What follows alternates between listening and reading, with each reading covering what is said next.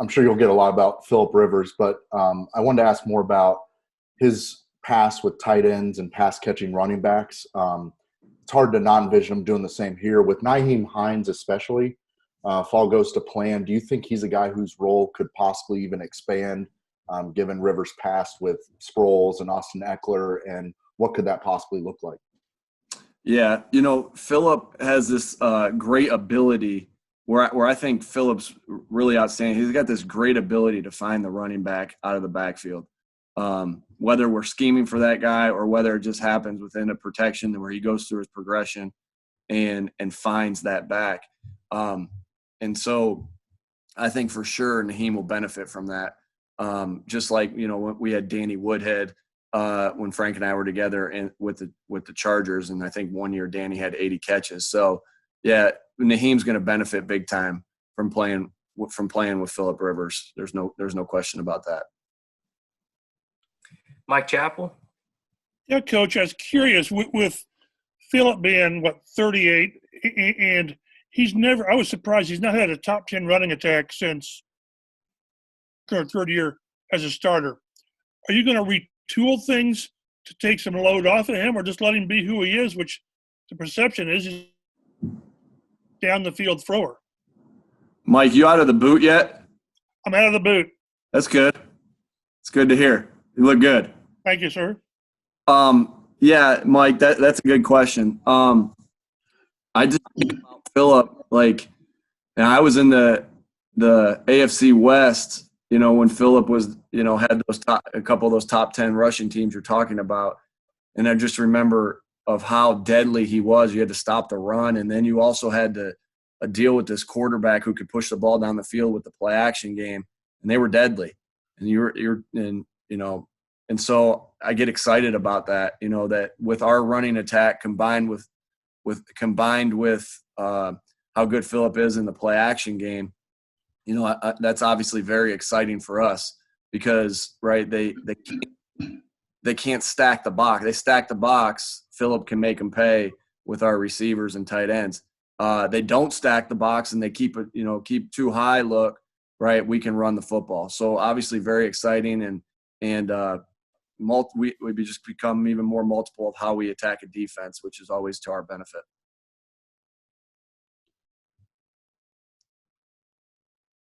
Kevin Bowen?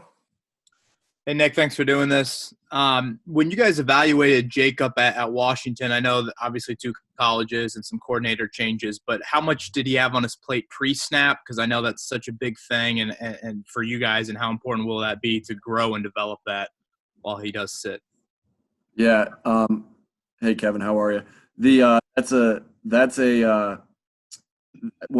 I really look at Washington's program and Coach Peterson, and then and he's a phenomenal coach, great offensive mind.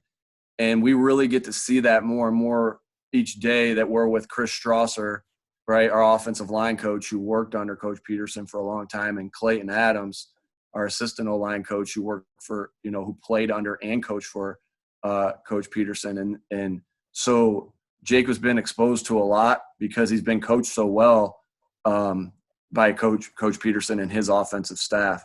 So, we're seeing as we go through these virtual meetings, his intelligence, his ability to process and what he's been exposed to, and he's definitely ahead of the curve. So that's been exciting. Bob Kravitz? Yeah, Nick, as you know all too well, you guys are 30th in explosive plays last year.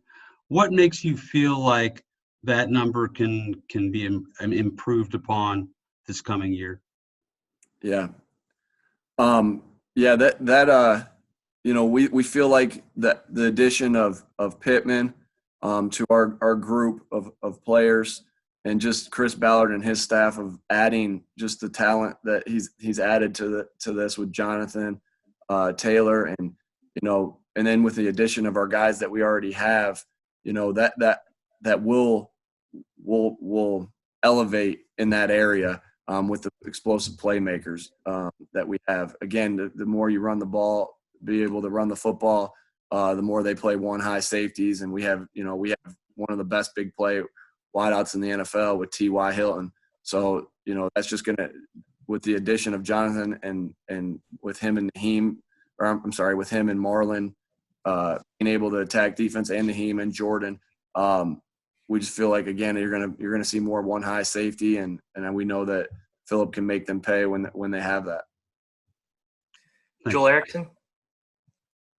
Hey, Nick, how confident are you in your guys' ability to get Marlon Mack and Jonathan Taylor both enough carries in this 1-2 punch? Yeah. Hey, Joel, how are you? I think very confident, right? We know we want to run the football. And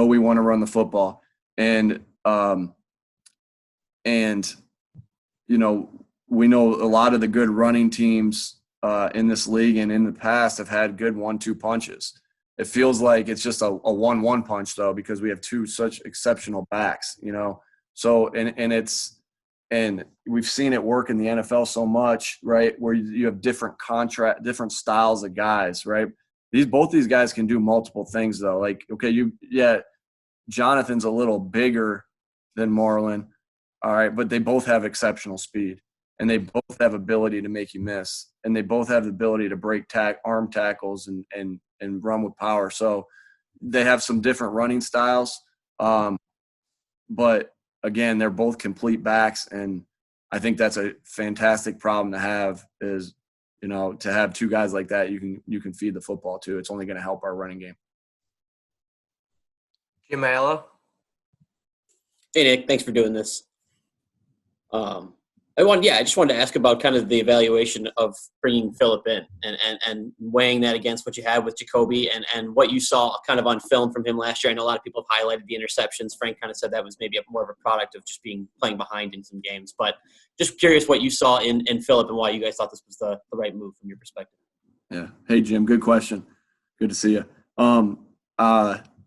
Philip, it was just a very unique situation, right? You had an opportunity to get a guy who's a future Hall of Fame quarterback on your roster, on already a very good roster, who we know differently than any other quarterback free agent that was out there. We know him so well, right? With Frank's time and my time and with the Chargers, system very similar.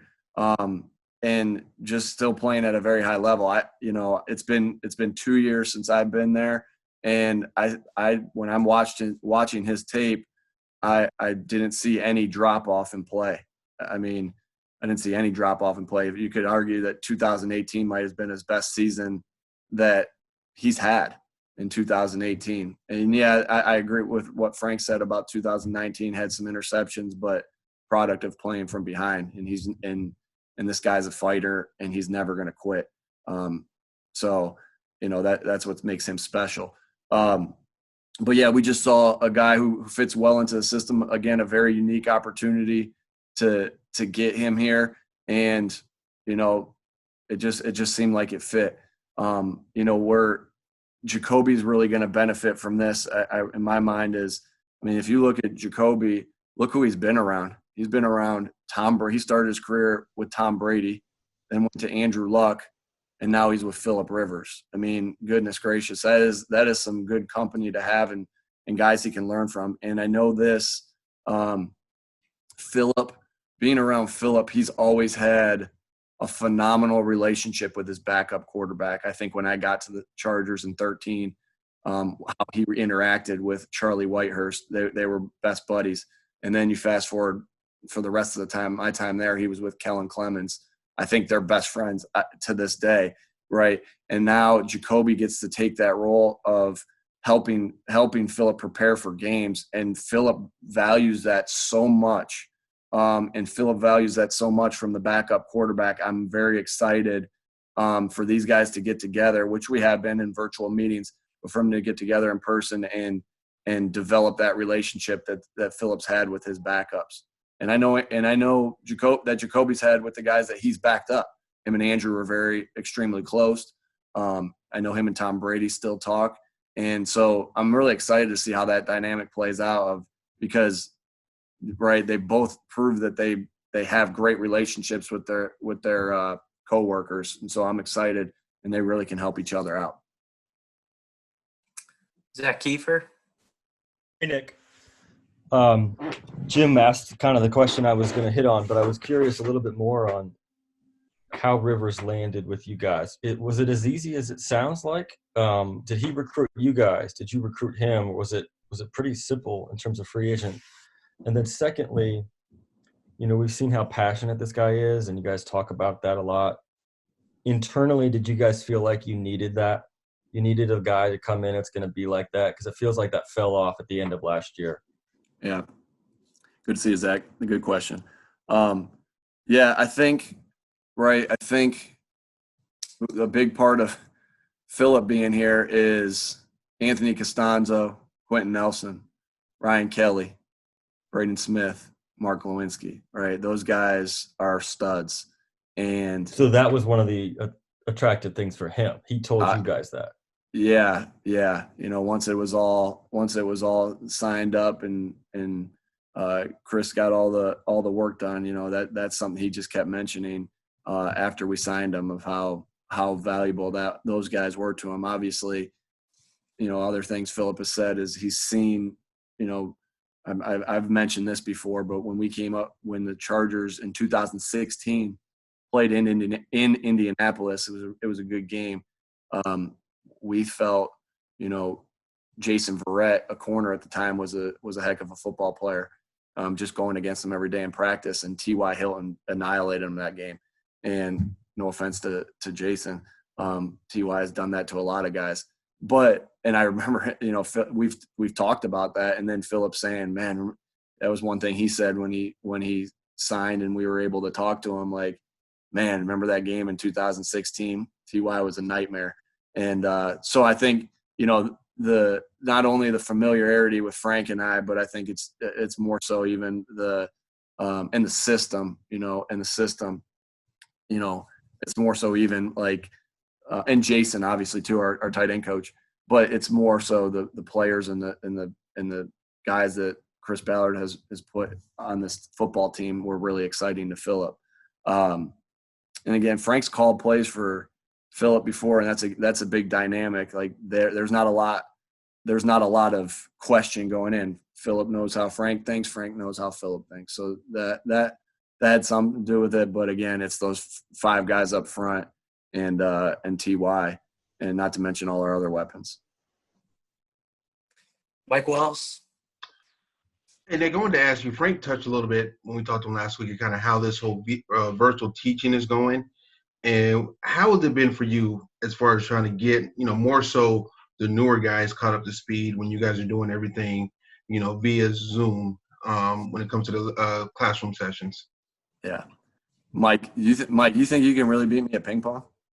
I do. Hey, I'll send you a picture of my ping pong table from the basement. Okay. All right. Cool. Yeah, that's a good question. Frank, from the beginning of this, when this started to become a reality that the Zoom, that we're going to be on virtually online, like really pressed us like, guys, you need to become experts at Zoom. And so with the technology of it, I feel like we haven't missed a beat. Like, it's just like we're in there. Like, it's great. And Parks Frazier and Gerard Johnson, they've done an excellent job just keeping everything together as an offense on the offensive side with the technology. I really think we're just doing our best to keep these guys engaged and make it more, we've always done a lot of Q&A with the players as we talk through things to keep them engaged. But we're even doing more so now. Right, because it's easy in these, it's easy in some of these settings to get focused on something else, right? I'm looking at 15 toys over here that some of them are pretty fun to play with. Like, it's easy to get distracted. So we have to do our best, right? We have to do our best to keep them engaged and keep them interacting. And so sometimes that's just, right, that's just the interaction. Hey, Mike, what do you think on this, on dice left, 2 jet Jose, how you going to run this route? Like, that's a huge part of it, but also keep it fresh and keep it entertaining. Like we'll start off, Gerard will start off every meeting playing some music. So they'll come in, and as they come into our virtual meetings, they're playing music just like they would if they came into our meeting. we're still busting each other's chops on there. Like maybe we'll find a video of Mo Alley Cox doing something at his house on TikTok.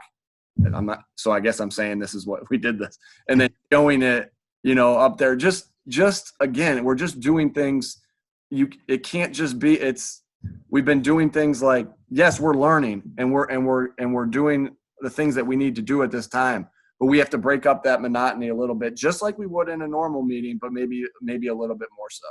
So it's been fun. It's been fun. And I'm a teacher at heart. I mean, I studied all my brothers and my mom and my dad, they're all teachers. So it's been fun trying to figure different ways to teach virtually. It's been a lot of fun to just go back to what I earned my degree in teaching, and just think of different ways to keep them entertained and keep them engaged and keep them learning. Most importantly, keep them learning, so we can get a jump on other teams in the NFL. So I was wondering something about Pittman. We've talked a lot about him as a receiver and playing with the ball and being targeted. I'm wondering, how much did you guys evaluate him, playing away from the ball, if you will, whether it's in the running game or whatever? And I guess how much of a part of your evaluation is that when you're talking about receivers for you guys? Yeah. Hey, Steven, always good to see you. Michael, yeah, I think it's always, Ed Dodds always presses us to watch more than just the target tape. And so it was fun. First of all, it was fun, getting to know Coach Groh through our evaluations of receivers. Coach Groh and I spent a lot of time in his workroom and in my basement talking through these receivers. And so we watched everything you can imagine, right? Not only the target tapes, but the blocking tapes and the press tapes, and where it's not always going to him. And I think that's where we fell in love with this guy. He just, not only did he impress on his target tape, obviously 110 catches his senior year was very impressive, but it's the other stuff he does.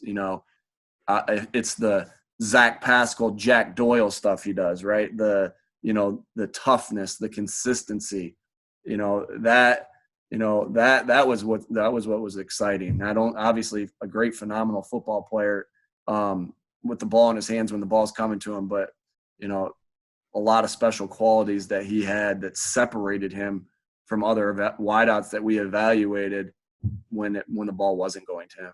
Great question. Kevin Bowen. Nick, after the season, or I guess in the offseason now, have you had talks with Paris at all, just kind of how his rookie season went? And has he changed up maybe his body, physique, workout regime to try and stay a little bit healthier? Yeah. Paris, yeah, I've definitely talked to Paris. High hopes for Paris, to stay healthy and to have the type of year this year that we all know he's capable of.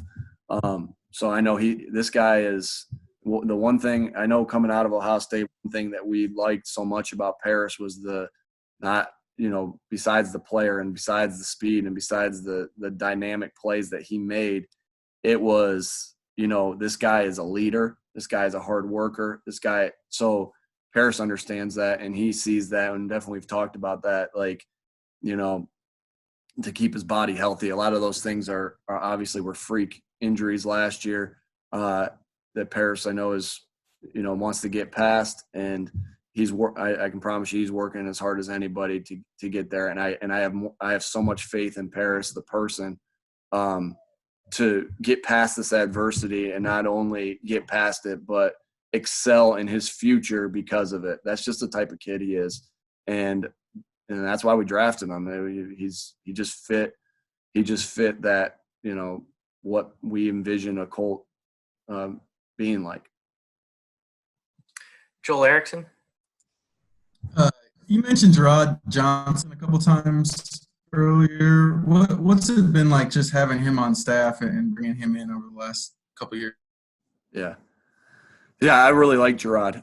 He does a phenomenal job.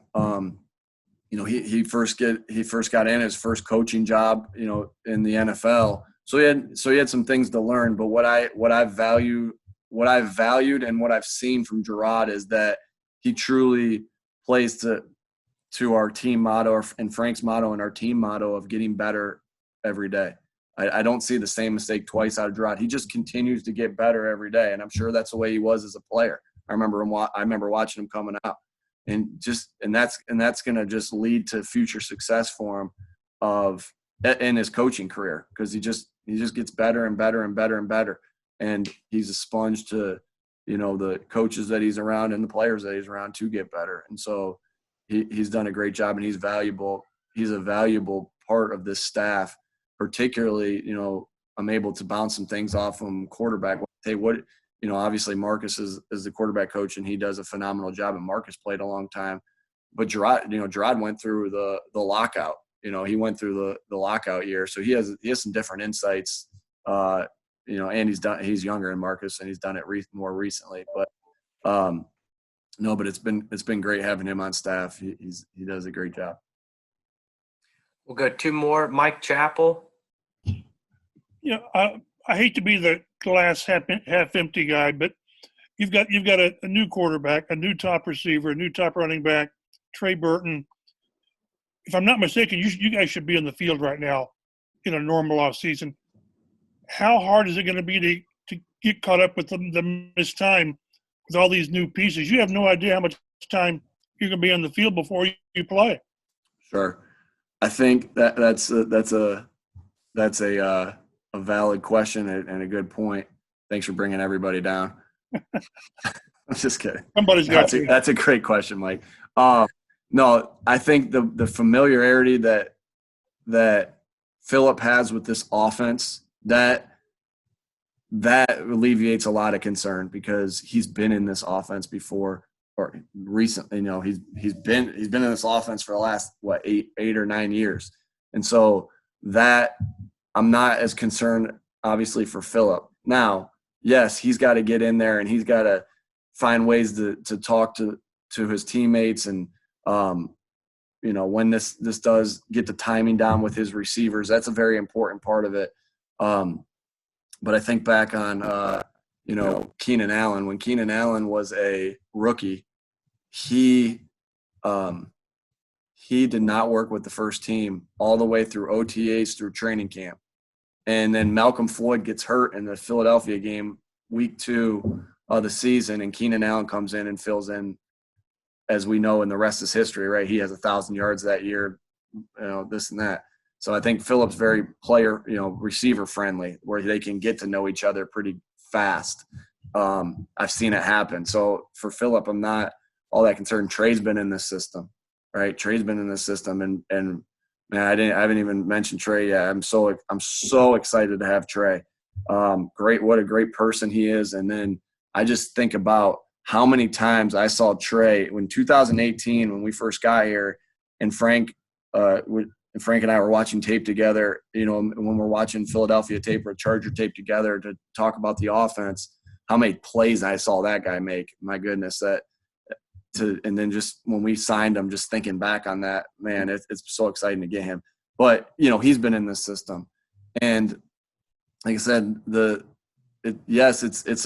we're blessed, and that we have been together in this system for the players that have been here. Right. There's not every staff's like that. Some staffs have undergone offense coordinator changes and system changes. Some have brand new head coaches where they're going through that. That's hard. I get that. So we feel at an advantage that we're just reviewing and refamiliarizing ourselves with the offense. But no doubt these guys got to get in that same chemistry with each other. But again, I've seen it work fast for Phillip as far as Pittman and Jonathan. And then not as concerned with Trey and Phillip because they've been in the system. So a T.Y. Hilton question for you. Coming off the year he's coming off for all kinds of reasons. Also in the last year of his contract, he just turned 30. He just seems like a guy that goes and looks for chips to put on his shoulder, and he doesn't have to look very hard. What do you expect from him? Hey, Greg, good to see you. Good question. Hey. T.Y. I expect a great bounce back from a year that he had a lot of injuries with, right? looking back at 2000, I expect the 2018 version of him. And again, to stay healthy through the year. And if Ty stays healthy through the year, that there's no doubt in my mind that's what we'll see, because he's highly competitive, he's highly intelligent, and he's going to take advantage of his opportunities. And so he's definitely the main piece of this offense. T.Y. Hilton is who this pass offense runs through. And so, I think about things will be schemed to get him the football. And so, I know he's worked hard on his body and worked hard through the off season. He's our guy. He's our lead dog. He's our alpha dog, and he stays healthy. Sky's the limit again for him. And I know last follow-up to that is Rivers throws the ball differently than Jacoby, differently than most quarterbacks. He throws the ball a long way. What does that mean for a guy like T.Y. who in space and speed and all that? Yeah, it's a good question, Greg. I think back again. A lot of this, I'm able to answer a lot of these Phillip questions because I've been there before, right? I've been in some of these past game plan meetings and thinking of who he fits good. And I think about in 2016 or 17, I think it was 16. We had Travis Benjamin and we had Tyrell Williams, and they were number 1 and number 2 in the NFL, I believe. You guys can check me on that. If they're not 1 and 2, then they're in the top 5 of yards. Either I think it's plus 40-yard gains, and I think that I'm right with 1 and 2. They were number 1 and number 2 in the NFL in plus 40-yard gains. And so, what did those guys have? What did Tyrell Williams and why do I bring that up? What did Tyrell Williams and Travis Benjamin had? They had speed. They had flat-out speed. T.Y. Hilton has flat-out speed. And so, that makes me really excited. And I can just picture some of these plays. I can picture this post that Travis ran against Cleveland, game 1 against cover 4, and Phillip dropped it right in there to him for a 70-yard gain to start the game. I just envisioned T.Y. doing that. And I think about, Tyrell running this over route, plays that are in our offense, and Phillip putting it right on the money, and Tyrell being able to run with it. So I'm just super excited.